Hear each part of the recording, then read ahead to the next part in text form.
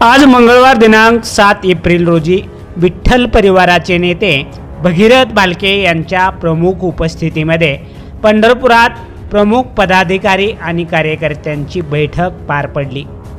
या बैठकीमध्ये शिवसेनेत प्रवेश करण्यासंदर्भात कार्यकर्त्यांशी चर्चा करण्यात आली। यावेळी उपस्थित कार्यकर्त्यांनी हात उंचावून भालके यांना शिंदेंच्या शिवसेनेत प्रवेश करण्यासाठी समर्थन दिलं।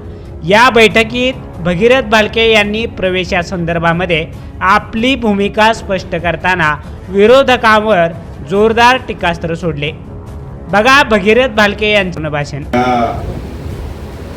विचार विनिमय बैठकीच्या निमित्तानं सध्या पत्रकार बांधवांच्या माध्यमातून प्रिंट मीडियाच्या माध्यमातून आपल्यापर्यंत ज्या काही बातम्या चर्चा त्या ठिकाणी आल्या त्या निमित्तानं सध्या चालू असलेल्या परिस्थितीवरती आपल्याशी चर्चा करण्यासाठी विचार विनिमय करण्यासाठी ही त्या ठिकाणी महत्वाची बैठक आज आपल्याला आयोजित त्या दरम्यान केलेली आहे। विधानसभेची निवडणूक झाल्यानंतर आपल्याला पराभवाला त्या ठिकाणी सामोरं जावं लागलं। त्यानंतर अनेकांनी संपलंय आता यांचं काय राहिलंय अशा पद्धतीच्या वल्गना त्या ठिकाणी केल्या।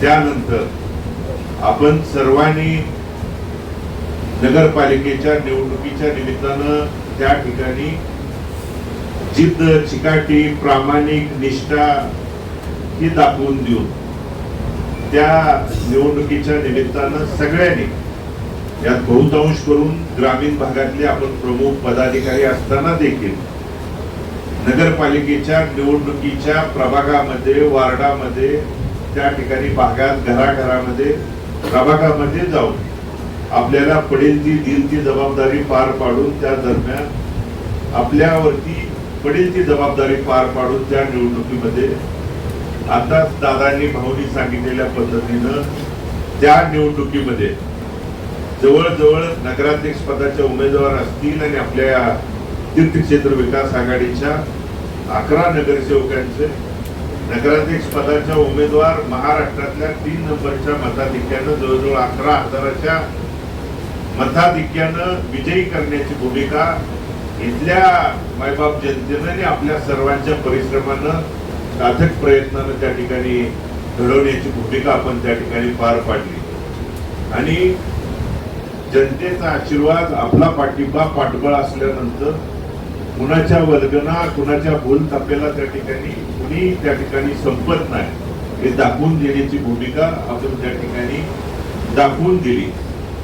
दादांनी सांगितलेली भूमिका खरी आहे, वस्तुस्थिती आहे। राजकारणात त्या भूमिका राजकीय घडामोडीमुळे होतात चुकतात पण त्या पुढे गेल्यानंतर त्या दुरुस्त करावं लागतात। कारण आज जर इथं बघितलं तर मी अनिल दादा आणि दिलीप बापू आमच्या तिघाची मताची जर बेरीज बघितली तर 1,30,000 आहे आणि विजयी उमेदवाराची मताची बेरीज आहे 1,24,000। त्यामुळं आपल्या लोकांनी मतदान करणाऱ्या लोकांनी भरभरून दिलंय पण मतभेदामुळं मनभेदामुळं ज्या काही घडामोडी झाल्या चुका झाल्या त्या दुरुस्त करून जोपर्यंत आपण पुढे जाणार नाही बदल करणार नाही तोपर्यंत आपण त्या ठिकाणी दुरुस्ती करणार नाही आणि दुरुस्ती केल्यानंतर निकालामध्ये आणि आपल्या लोकांना न्याय देता येईल या भूमिकेतून आपण नगरपालिकेला त्या गोष्टी दाखवून दिल्या। जिल्हा परिषद पंचायत समितीला त्या गोष्टी त्या ठिकाणी दाखवून दिल्या। त्या निकालामधून त्या ठिकाणी आपल्याला बदल बघायला मिळाला। म्हणून भविष्य काळातल्या आपल्या लोकांच्यासाठी आता अगोदरच्या मनोगतामध्ये त्या ठिकाणी अनेक जणांनी बोलताना सांगितलं की पत्रकार बांधवांच्या माध्यमातून फोटो आल्यानंतर त्या ठिकाणी बघायला मिळतं की वेगवेगळी भूमिका। आज 21 डिसेंबरला बंधुरू नगरपालिकेचा निकाल लागलाय। आज तारीख आहे 7 एप्रिल। या 4 महिन्याच्या कालावधीमध्ये नगरपालिकेचा निकाल लागल्यानंतर आपल्याला लोकांनी निवडून दिल्यानंतर एखादं पत्र विकास कामाच्या निधीच्या बाबतीत कुठल्याही संबंधित मंत्र्यांच्याकडे घेऊन गेल्यानंतर पत्र दिल्यानंतर लगेच तासाभरात बातमी येते प्रवेश त्या मग कुठल्याही पक्षाकडे जावा, एखाद्याला भेटायला गेलं, पत्र दिलं, प्रवेश. समजा ह्याला काय मागायला गेलं, प्रवेश. मग एखाद्या विकास कामाच्या बाबतीत, निधीच्या बाबतीत जर आपण पत्रच त्या ठिकाणी द्यायचं नाही का? तुम्ही बघा किती ह्या 4 महिन्याच्या बाबतीत त्या ठिकाणी आल्या. मग नगरपालिकेच्या इलेक्शनच्या अगोदर, निवडणूक लढवायच्या अगोदर आपल्या ग्रामीण शहरातल्या सगळ्या वडीलधारी प्रमुख पदाधिकाऱ्यांची भूमिका होती की आपल्याला जर न्याय भूमिका पाहिजे असेल तर आपण सत्ताधारी पक्षाच्या भूमिकेबरोबर गेलं पाहिजे. पण पक्ष पार्टीच्या पलीकडे जाऊन सगळ्याची एकमूट बांधून आपल्याला नगरपालिकेची भूमिका लढवायची आहे. कारण आज पक्षाच्या पलीकडे जाऊन मग दिलीप बापू असतील, या अनेक नेते मंडळी आज आपल्या सोबत आहेत. पक्ष पार्टीच्या पलीकडे जाऊन बापू हे खंबीरपणानं आपल्या सोबत आहेत, अनेक जण आहेत. म्हणून ती भूमिका मांडत असताना आपण तीर्थक्षेत्र विकास आघाडीच्या माध्यमातून आपण नगरपालिकेच्या निवडणुकीला त्या दरम्यान सामोरं गेलो. आणि म्हणून आम्ही ज्या वेळी त्या नेते मंडळीला भेटलो आणि फोटो त्या ठिकाणी बाहेर आपल्यापर्यंत आले, त्या नेते मंडळीला भेटायला गेल्यानंतर कधी त्या नेत्यांना भगीरथ बालकेला अमुक आमचे एखादं पद द्या, तमुक अमुक द्या, कधीच त्या ठिकाणी बोललो नाही, मागितलं नाही. मागितलं असेल तर माझ्या नगरपालिकेला त्या ठिकाणी निधी द्या, एखाद्या ग्रामीण भागातल्या एखाद्या कार्यकर्त्याचं ग्रामपंचायतचं पत्र असेल. शिंदे सरांनी मगाशी बोलताना सांगितलं, बोलले, योग्य बोलले. तुम्ही एखादा उद्या कुठला निर्णय घेणार आहे, का घेणार आहे, कशासाठी घेणार आहे, हे योग्यच त्यांनी सांगितलं.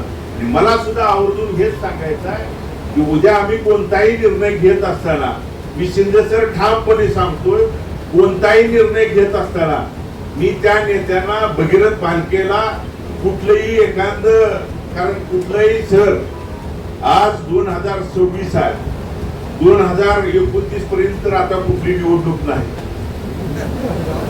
त्यामुळं कुठलं तिकीट मागायचं तर नाही. त्यामुळं आणि मी पाठीमागच्या दारानंतर जाणाऱ्यातला नाही. त्यामुळे कुठलं पद द्या, अमुक अमुक द्या, तमुक तमुक द्या, मी जाणार असेल तर लढूनच जाणाऱ्यातला कार्यकर्ता आहे. त्यामुळं मी जर काय मागितलं असेल, आणि मी अनिल दादा देखील त्या दिवशी त्या ठिकाणी साक्षीदार आहे. आम्ही जो फोटो त्या ठिकाणी 2 दिवसापूर्वी आपल्याला बघायला मिळाला, 2-3 दिवसापूर्वी रात्री 1 वाजता आम्ही त्या ठिकाणी होतो. तुम्हाला तो फोटो आहे, त्या दिवशी 3 पत्रावरती सह्या घेतल्या रात्री 1 वाजता. एक होती 32 कोटीच्या शॉक प्रूफ लाईटचे पोल, आपल्या नगरपालिकेला 32 कोटीची आम्ही मागणी केली. का तर वारी पिरियड मध्ये आपल्या शहरामध्ये जे लाईटचे पोल आहेत त्या दरम्यान बऱ्याच ठिकाणी आपल्याला आषाढीला, कार्तिकेला आणि ज्या 4 वाऱ्या, चैत्री असतील आणि इतर वारीला ज्यावेळी गर्दी होती त्यावेळी अनेक ठिकाणी करंट लागण्याचे प्रकार त्या ठिकाणी होतात. तर शॉक प्रूफ लाईटचे पोल नवीन जी संकल्पना आली आहे की साहेब आम्हाला लाईटचे पोल मिळावे म्हणून आम्हाला ती त्या ठिकाणी मागणी असेल.